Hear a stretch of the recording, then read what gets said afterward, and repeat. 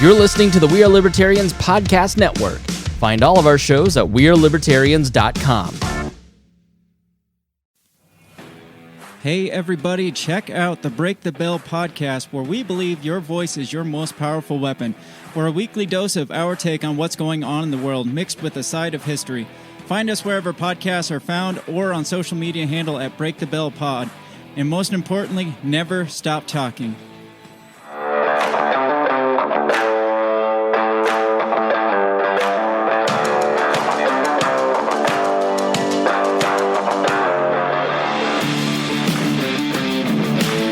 Prepare yourself.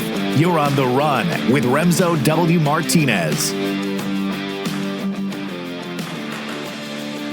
I haven't really spoken about it much.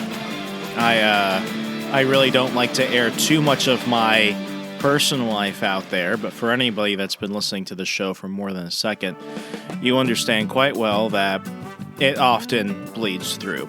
Yes, last Thursday, I made the subtle announcement, I am unemployed.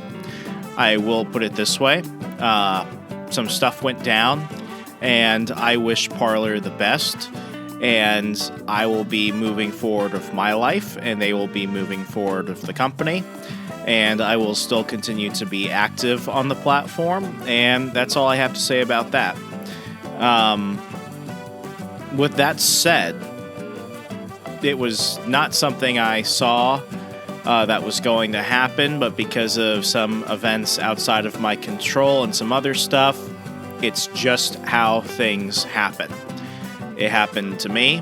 It could happen to anybody. Many of you listening to this have lost your jobs or have lost jobs before. It's never fun, and it's part of life. And it happens just to coincide right between my birthday and Christmas. And if 2020 could not be more of a dumpster fire, this happened. And there's only so many ways I could take it. I don't like being without work. I don't like being unproductive. It often causes me to do things that I don't really like doing, like being in a bad frame of mind, like being down on myself. There are lots of things I can do. I've got other ways of making money. In the meantime, I prepared for a situation like this, so I'm not going to be poor, destitute, or homeless anytime soon. I just had to find another job. But with that said, I gave myself about a week, which I think is a fair amount. I gave myself about a week to just do nothing, to just veg out and relax. I have not taken a vacation in many, many years, and for the past year and a half, I have really worked more than 40 hours a week. Usually I work between 50, 60 hours a week, and while I was at Parler, I was typically working weekends as well. And it is weird. It's almost like this withdrawal when you go from working at like warp speed all the time and constantly like balancing plates on pencils to not doing much of anything. And, I've got stuff to do. I've got this show. I have the Second Print Comics podcast, which is, what I do with Mark Claire, and we have our Patreon over there. I want to set this straight. I don't make anything from the We Are Libertarians Patreon, but if you are a member of the We Are Libertarians Patreon, you allow this show to come to you twice a week, because what the deal is that the We Are Libertarians Patreon is what puts money into the website hosting, that puts money into the podcast syndication, that puts money into marketing. I have the rules for hosts is you have to put in at least $10 a month. But what that does is that covers the minimal podcast hosting fees, and then everything else is covered by the Patreon. So the Patreon allows We Are Libertarians to happen, but I don't make money from it. For this show, I make money through advertisers, and I make money through the affiliate links that you see in the show notes. Those are all products I use. Those are all products and services I use. If I don't use them, they're not there. So if you ever want to do something, cool. You can either reach out to me and advertise on the show, or you could go ahead and click an affiliate link. When you sign up and you take advantage of those offers, I get a little something too. Like for Robinhood, when you sign up and get a free stock, I get a free stock. That way we both win. Second Print Comics podcast. Mark and I have a Patreon for that. That's where I make money through that. I have books I make money off of. I have articles at websites that I get royalties from. I invest, so I get passive income from that. And, right now I'm doing a lot of social media and digital media consulting. So whether you're a publication, a small brand, a internet personality, a small business, mid-level business, I can certainly help you with that. So I'm going to be okay. I'm gonna do some more writing. I'm gonna just continue pumping out content while I have the time, and something will come along.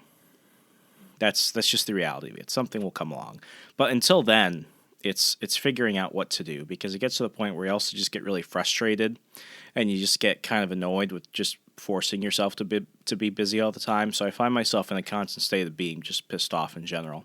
I'm either working too much and I'm frustrated because I'm not seeing enough immediate returns, or I'm upset, sad, and frustrated because I'm not working and doing enough to feel productive. So either way, no matter what I do, I'm losing.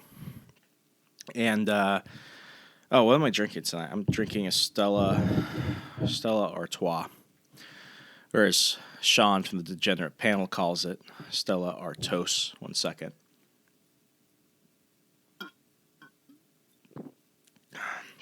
Somebody said in the comments of a previous episode that my drinking sounds like a baby drowning. That's a messed up thought. But anyway, there's this like weird little period where I kind of forget the world is happening, and I kind of just either drift off watching YouTube or listening to Rogan, where I find myself finding articles about things that I just never thought of. And I promise this is not going to turn into a listicle show, but sometimes it gets to the point where I find something that just really, really shocks the shit out of me. And this is an article from Ranker. You usually see them as the clickbaity site. This is a Weird History over on Ranker. And they have this article, which is a series of different lists about what actually happened to the offspring of history's most nefarious figures. Now, I don't know if you're like me, but I like serial killer documentaries. I like biopics about like evil people, because for me it's just interesting. And I've been often wondering, like, what happens when the good guys don't win? What happens when bad things happen to good people? All questions we've covered on this show. Of course, I've listened to many experts. I've done a lot of my own homework, but I'm human. I often figure that, if I do nothing wrong and I'm dealing with the repercussions of the bad actions of bad people, then what does that say about me? It's all stupid stuff. I know the answer to it. But when you're in a bad season, you're just in the bad season. And, it could be worse. It could be much worse. I have my friends who have been nothing but great and kind and loving to me. I've got my family. I've got my health. I've got time. I've been in worse situations. So if you think that you're listening to me speaking into a microphone right now, drinking, reading articles about what actually happened to the offspring of nefarious figures, and you're wondering, is this the episode where Remso finally blows his brains out? No. I've got stuff to do. I've got places to see. I've got people to meet. I've got stuff to do. And I think, this is a funny little episode we could certainly do. It's the month of December. I don't necessarily know how to do anything Christmas themed. This is how I roll. So we're going to go ahead and get through this together. And yes, I'm going to go ahead and actually include this link in the show notes so you can go ahead and read it yourself. I'll be going ahead and throwing in my 2 cents as we do this. And I think this is perfect because I'm in a strange mood. Everyone in my home is asleep. I've got a nice cold beer. Well, it could be colder. And we're going to go through this together. So this is written by Noel Talman, updated December 15th, 2020. Whatever happened to the children of the most evil men in history? Some of their stories may surprise you. While we all learn about history's worst villains in school, it's rare that we hear anything about their descendants. Some of the offspring of these hated men have followed in their famous fathers' footsteps to become brutal leaders and dictators, undoubtedly making their parents proud. Yet, there are also tales of children who do whatever they can to separate themselves from their nefarious relatives. Some of these people go into hiding and deny the very existence of the men who fathered them, living tough lives while trying to escape their inherited past. And while some of the world's worst villains may no longer be alive, in many cases their bloodlines are. Their children are vital and well, mingling often unnoticed among the rest of the population.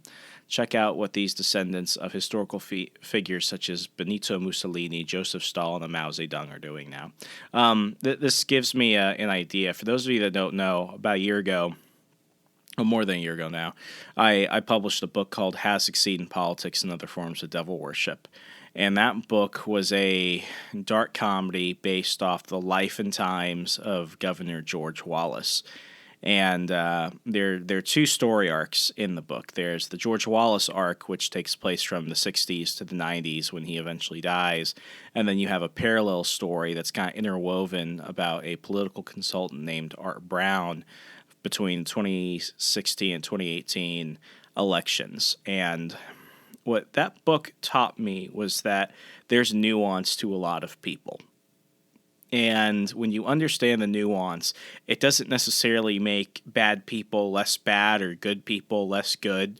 But I think from what I learned from that experience, it's that it makes the evil more clear and it makes the good more obvious. And it allows you to really focus on the nuance when it is there. Because I think very often there's so much postmodernism, there's so much moral relativity that you want to go ahead and make it so that there are no lines. And I have this problem with Marvel Comics, for example, when they have certain legacy characters, Iron Man, Wolverine, Captain America, Spider-Man, Hulk, etc., and then you try and replace them with younger replacements, so to speak, and what they do is they don't actually try and make good heroes, heroes worthy of the mantles that they're taking. What you do is you create some type of social justice abomination, and you basically can't make them into anything interesting because they're nothing but a bunch of word vomit thrown on paper.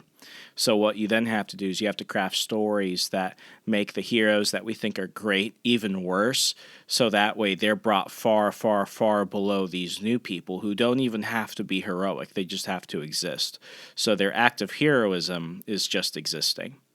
And, I think a good example of what this kind of touches on is Star Wars, of the whole Rise of Skywalker thing, where you got Mary Sue Palpatine, and suddenly, she can choose to be a Skywalker and stuff like that. And is she really evil? All this other stuff. It's just freaking stupid.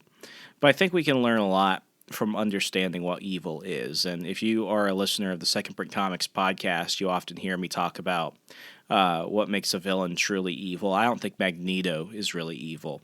And I don't think that the Joker is actually crazy. I think that the Joker is, obviously he's insane, but he's also incredibly evil. So when you just try and distill it down to him just being a mentally ill person, what you're doing is you're excusing all the things that he does, which he knows are intentionally wrong, and he does it because he's intentionally evil. Whereas you have someone like Magneto, who does not do evil things just for the sake of doing it. There is nuance to the character, whereas of Joker, there is no nuance. So I think often, and as we go into 2021, where we've just, been calling each other terrible things for so many years, and ultimately, no matter how bad things are, I still think that we live in the greatest nation to ever face the earth. I think sometimes what we need to understand is that evil is real, and that ultimately evil comes down to the choice to be evil. And through understanding evil and through understanding, hate and rage, that only allows us to understand what goodness is and what beauty and what kindness can truly be. So let's go ahead and go through this together. But I can't do it unless I have another drink, so let's do that.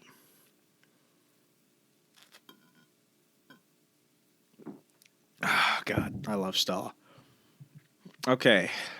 Bettina Gehring sterilized herself so as not to create, quote, another monster. And, oh, man. Gehring looks... Herman Gehring in this photo, he looks like somebody I know. They could be twins. I'm not going to say who, but that's kind of a scary photo. Bettina Gehring was the great niece of Adolf Hitler's second-in-command, president of the Reichstag, Hermann Gehring. As of 2010, she was living in Santa Fe, New Mexico, where she practiced herbal medicine. She explained in the documentary Hitler's Children by Israeli director Shanok Zivi that both her and her brother voluntarily sterilized themselves. She commented, "Holy shit. So wait a second. This is the great niece of the guy? Like, it's one thing if you were... It's one thing if you were, like, their kid. Like, or you were their grandkid, where you're, like, directly coming from them. Like, geez, I need to think about this. Like,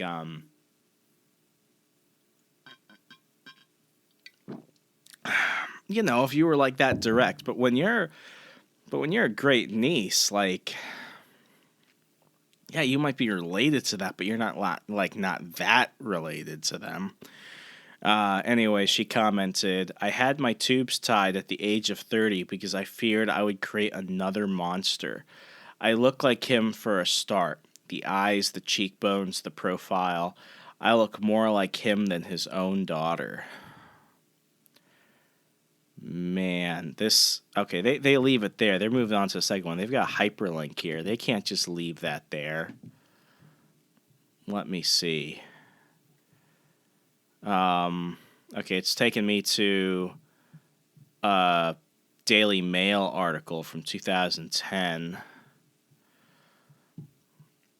Let me see. I'm scrolling down. While Hitler himself had no offspring, many others at the heart of the Reich had families and some children that had some of the children had families, and some of the children can remember being patted on the head by the Fuhrer. One is Hitler's godson, Nicholas Frank, whose father, Hans, was the Nazi governor of occupied Poland, responsible for the death camps in which 6 million Jewish people were killed. He said in the documentary Hitler's Children by Israeli director Shanok Zivi that he, quote, despises his father's past and describes him as a slime hole of a Hitler fanatic. The film also shows Monica Hertwig, daughter of Eamon Goth. I think this is a guy from Schindler's List. Let's see. The death camp commandant played in the movie Schindler's List by Ralph Fiennes. Okay, I was right. Meeting a man who tells her how her father shot women and babies for sport. Zivi said he found fascinating similarities between the emotions of those related to Holocaust perpetrators and those of survivors, some of whom were children of their tormentors in the program. Wow.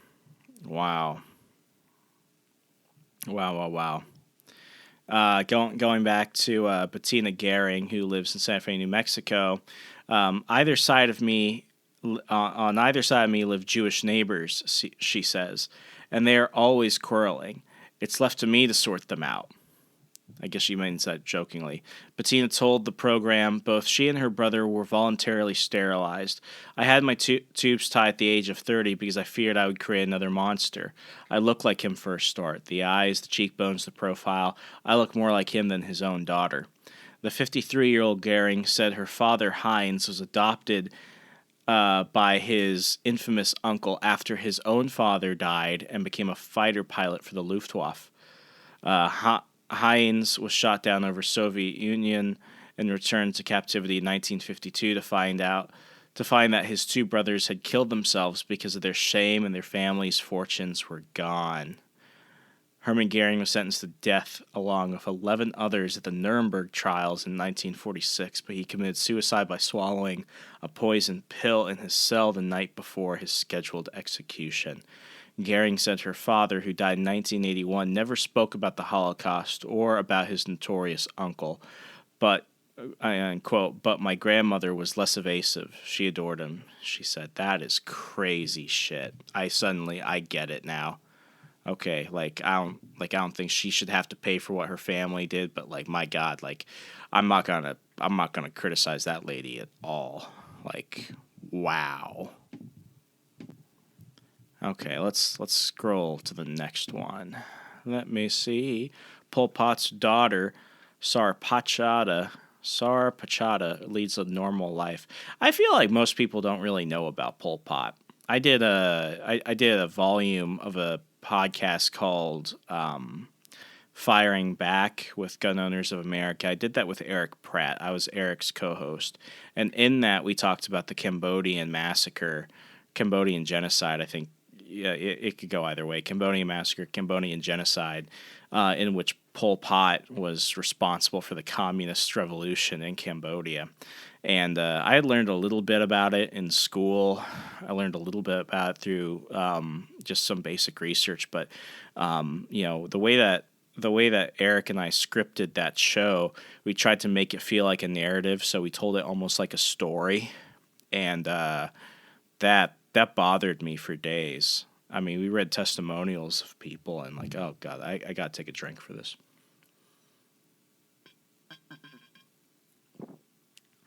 Like, we read firsthand accounts and stuff of what was going on, and it bothers me to this day.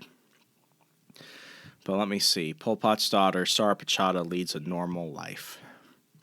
In 2014, Sarpachata, communist dictator Pol Pot's only daughter, got married in a lavish ceremony at the former Khmer Rouge rebel stronghold, following her father's death in 1998. 1998? What? That's not that long ago. That's 22 years ago. That's when my brother was born. You're telling me Pol Pot lived till 1998? Man, that feels weird. Pachada was adopted by the Khmer Rouge's ambassador to the UN, Tep Kanal. She later earned her master's degree in English literature in Malaysia, where she met her fiancé, Sai Vacheka. It's English. Oh my gosh. Like, it's just, the whole thing just sounds wrong when you read it, and it sounds worse when you say it out loud. After her father was sentenced to life imprisonment for crimes against the revolution, Pachada spent her life on the run without water or electricity. The leader of the Khmer Rouge took his own life in 1998 when she was 12, thereby setting her free. Well, okay, that is a lot right there. That's crazy. That is crazy. Next one. I remember this guy. Uday Hussein, an arguably worse villain than his father. I've got to say, you know what's funny? I moved to Australia in 2003. And I remember that December 13th, 2003, December 13th is my birthday, but December 13th, 2003 was when Saddam Hussein was captured.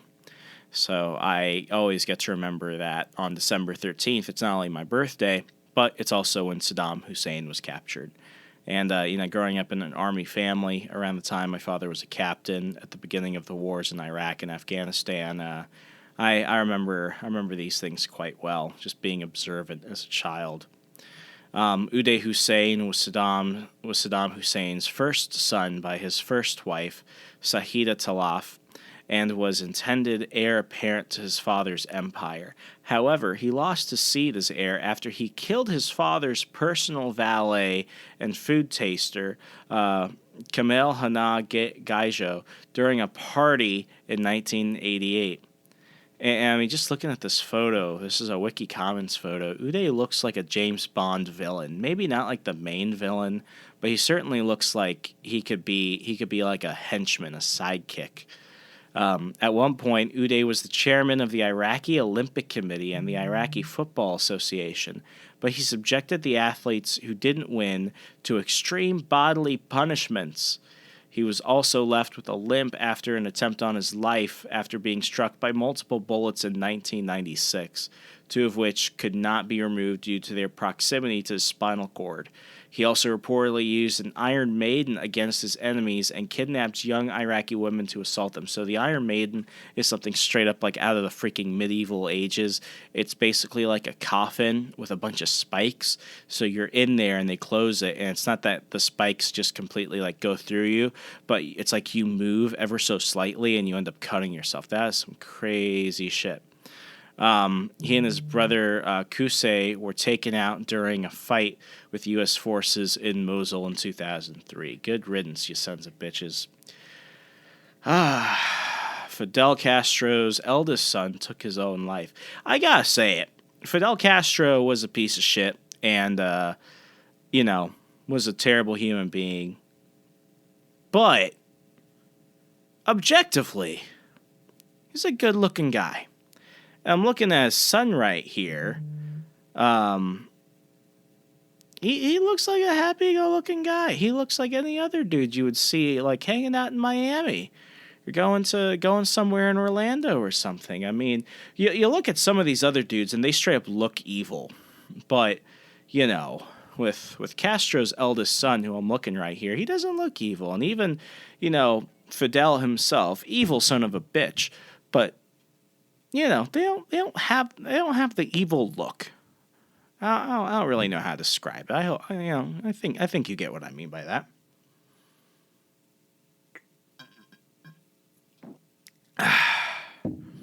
Anywho, in January 2018, it was reported that Fidel Castro's eldest son, Fidel Angel Castro Diaz Barlet, I can't speak Spanish. I'm sorry to disappoint you if you're just now learning that. Known to his family as Fidelito, had taken his own life. According to his family, he had been struggling with depression for much of his life, and since the death of his father in November of 2016, things had only gotten worse.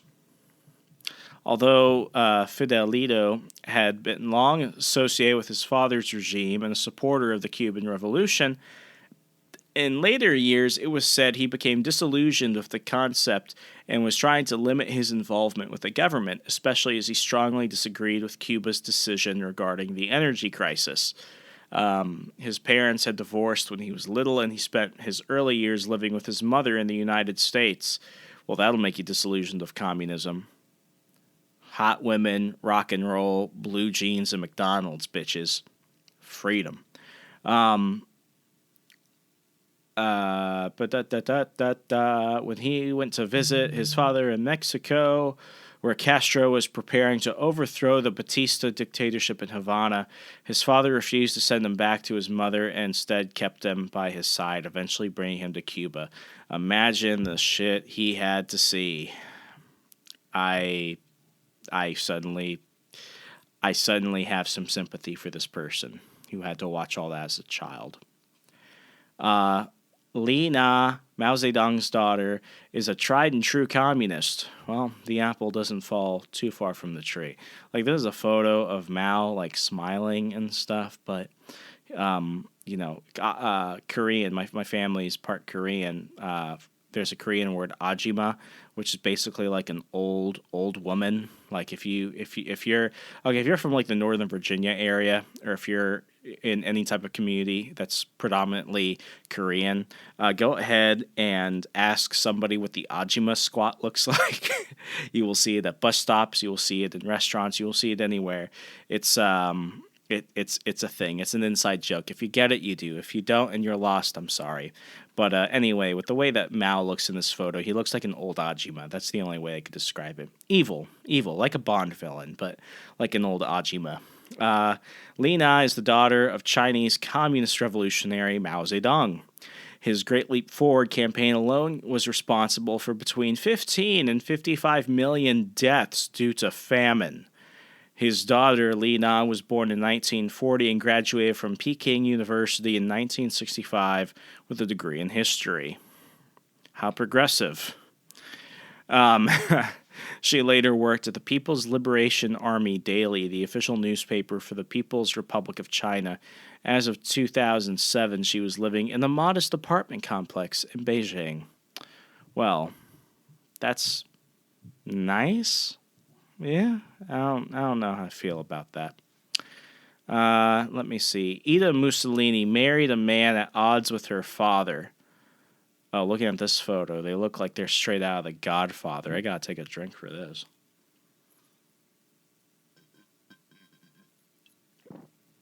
Let's see. Ida Mussolini was the oldest daughter of Italian dictator Benito Mussolini. She married fascist propagandist and foreign minister, Galeazzo Ciano. I've messed up all the names this afternoon, whether you're Italian, Chinese, whatever. I'm going to screw it up. Who was eventually tried for treason and executed in 1944 for voting against the fascist leader. Following the execution, Ida escaped to Switzerland, where she smuggled out diaries that contained the secret history of the regime. Oh, I wonder if those have been published. When she returned to Italy in 1945, she was immediately arrested and sentenced to serve 2 years in prison. She later published an autobiography called La Mia Vida in 1975 and passed away in Rome 20 years later. Well, that's horrific. That all sounds horrific. I mean, all of this stuff has been pretty horrific, but that sounds really horrific. Lana Peters, daughter of Joseph Stalin, defected to the United States. I will admit, I did not know that Stalin had children at all. And like everything else, every Russian in this photo looks outright like a Bond villain. Svetlana Ilyova, who later changed her name to Lana Peters, was Joseph Stalin's youngest daughter. When she was only 6 years old, her mother took her own life, leaving her under the guidance of her brothers and her father. However, during World War II, her brother Jacob perished while imprisoned in a Nazi concentration camp after Stalin refused to exchange him for a German general he had in custody. Ooh. There's one more paragraph, but I'm going to tell you a quick story. There's this story of this general who was in Franco's army during the Spanish Civil War, and he's at this castle outside of Barcelona. And apparently, I don't know what this castle is called, but it's a real castle. And in the castle, there was one payphone. I'm sorry, there was one corded phone inside, because phones were not just a regular thing back then, especially in that part of Spain. So this castle has one phone, and the general gets a line through to the Republican Army, and what they've done is that they've captured the general's son, who was also a soldier, I guess. And what would happen was they would exchange his son for like a couple of their soldiers, or else they would kill the son. So what the general said was, "Son, I'm sorry," and he hung up the phone. And then he went and he killed all the Republican prisoners, and then the Republicans killed his son. And yeah, it was just what he had to do, I guess. You know, it's war, so I mean, it's my gosh, I'm joking right now. Obviously, it's a terrible thing. I mean, I guess there's a side to both of those decisions on that end. He could have saved his son, but would that have been doing something? I mean, it's just a bad situation. So ironically, this sounds almost exactly like it in many ways. It's almost worse. I can't even really say that. It's a terrible thing to deal with. That is, that's always bothered me. Like, what if I were in that position? What would I do? And I mean, take the elements out of it. You're dealing with a father and a son. What do you do?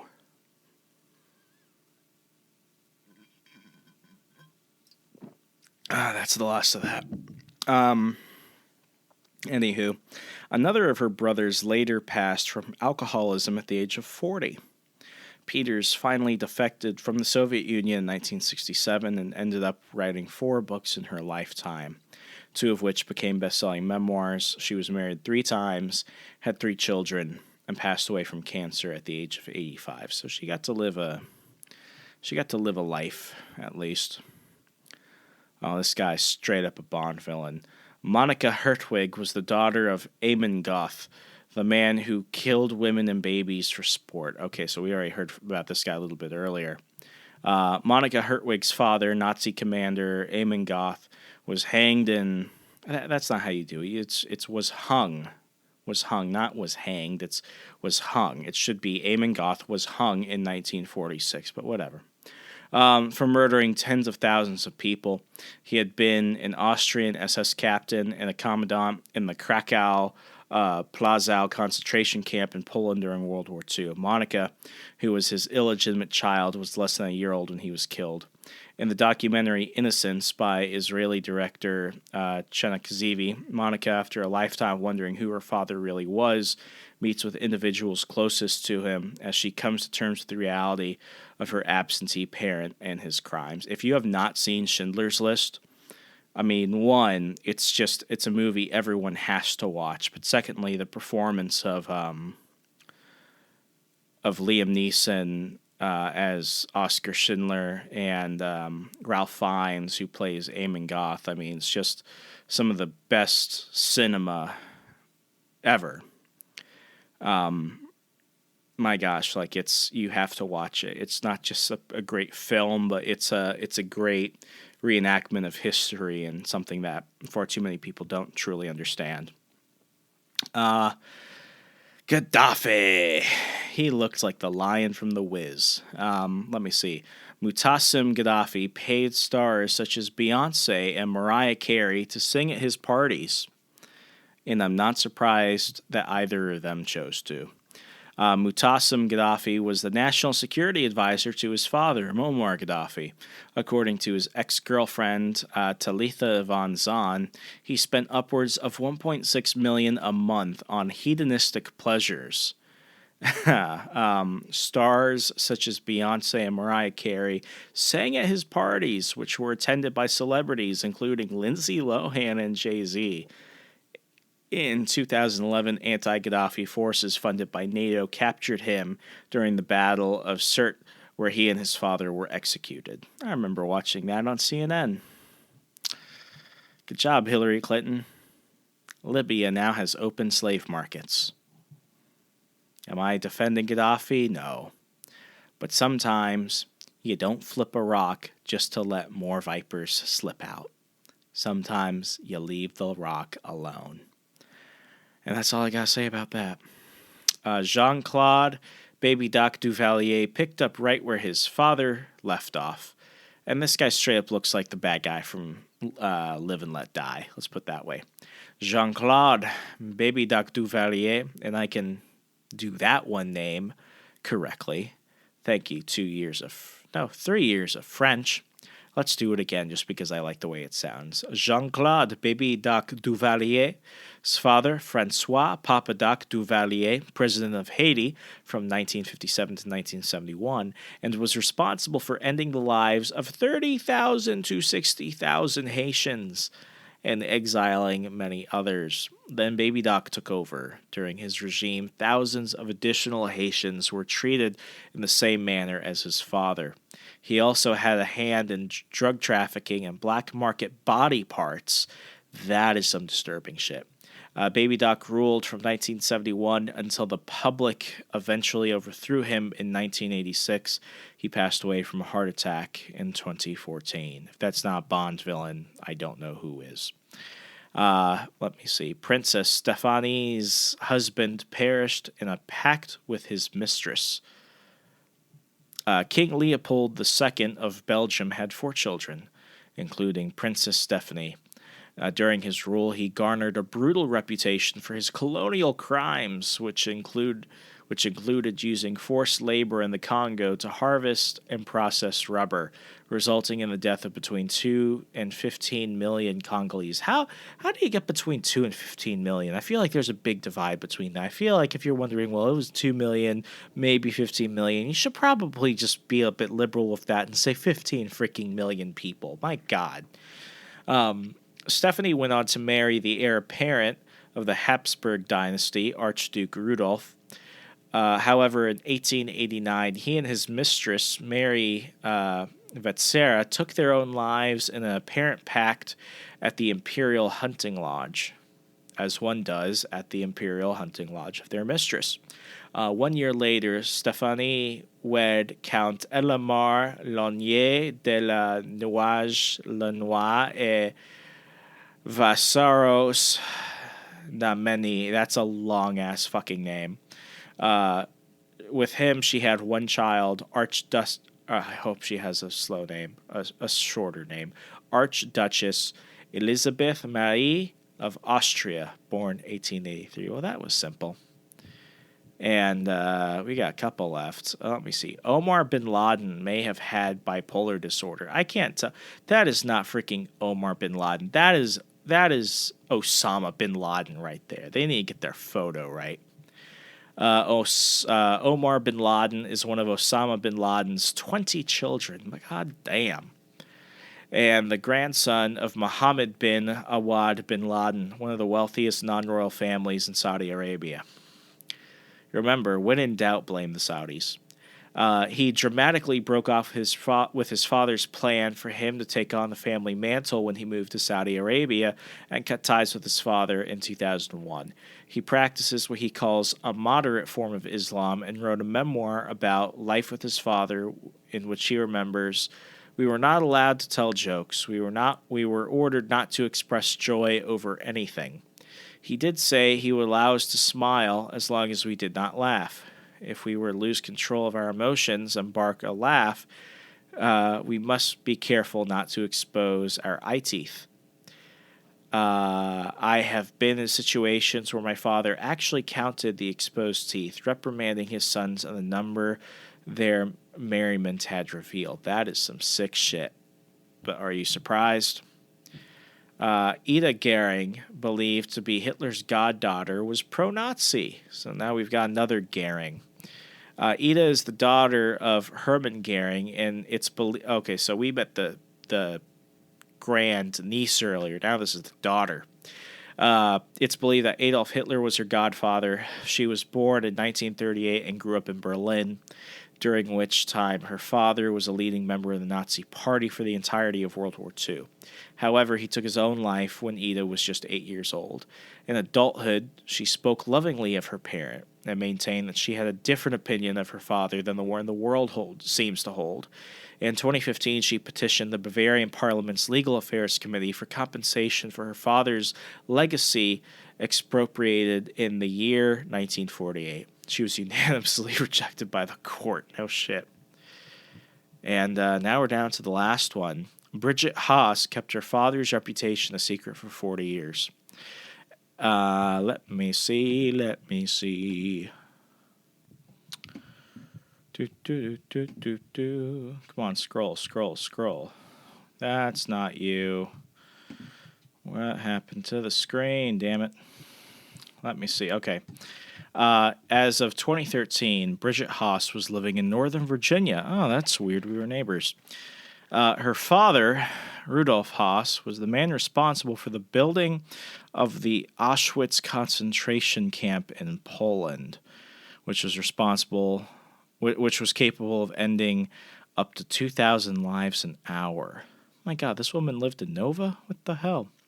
By the end of World War II, over 1 million Jews had been felled there, along with 20,000 Roma and thousands of other political prisoners. Her father is considered to be one of the biggest war criminals in history and was hung in 1947 following a trial in Warsaw. Bridget hid her family's history for 40 years, not even telling her closest family members about it. After leaving Germany after the war and moving to Spain, she married an Irish-American engineer and moved to Washington, D.C. in 1972. She got a job at a fashion boutique owned by a Jewish couple who had fled Nazi Germany, but they kept her on even after learning about her father. She worked there for 35 years. Oh, that is forgiveness, if anything. Ida told author Thomas Harding that she remembers her father as being one of the nicest men in the world, even though he was responsible for the deaths of so many people. She explained he had to do it. His family was threatened. We were threatened if he didn't, and he was one of many in the SS. There were others as well who would do it if he didn't. That is something right there. And, looking at these people, I often wonder, are we our bloodline? Are we our environment? Are we who raise us? Or are we capable of our own destinies? I think that's something that men and women have asked themselves throughout all of history. But by understanding evil, it's how we understand beauty, and vice versa. I may have laughed at certain parts, but it's not because I found any of it funny. It's because I found it shocking. And hopefully we learned something in the process. Or maybe we've just got to let it simmer. Either way, those are some people that definitely have to deal with something that they never chose to be part of, but it's just the cards that life dealt them. Some embraced it, some ran from it, and some couldn't take it. But hey, such is life, right?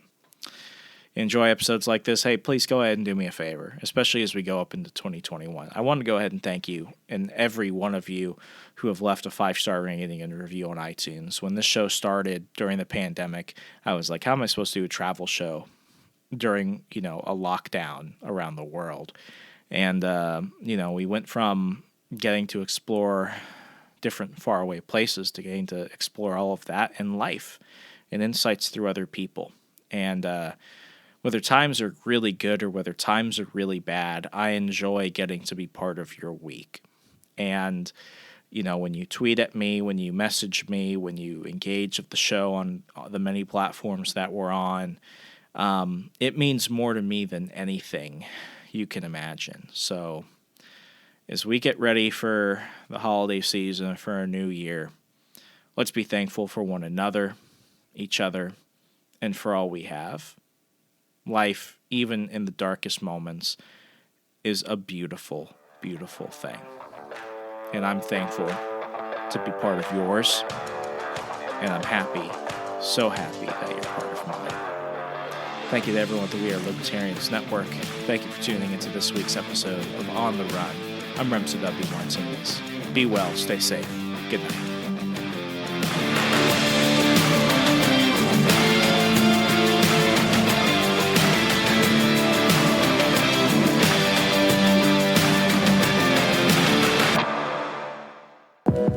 Check out our other shows and more from the We Are Libertarians Network at wearelibertarians.com.